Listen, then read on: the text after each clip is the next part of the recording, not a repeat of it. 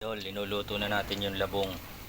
Unang ginawa ko idol, niluluto ko muna yung maskara ng baboy. Yan ang isasawag natin sa labong. Adobo lang to idol. Yan.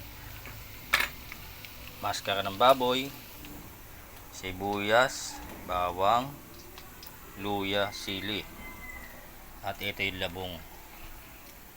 Toyo, suka, paminta, asin, at pipre iba. Pinakamasarap, magic sarap. Baka naman magic sarap. Ayan. Umpisa na natin lutuin mga idol. Lulutuin ko lang tong maskara ng baboy. Saka ako siya igigisa rin. Igigisa ko rin pala tong labong. Idol. Igigisa ko rin yan. Tamo, parang nagiging sitcharon na yung maskara. Ito ang maskara na to idol, pinakuluan ko to, tapos pinalamig ko sa rep.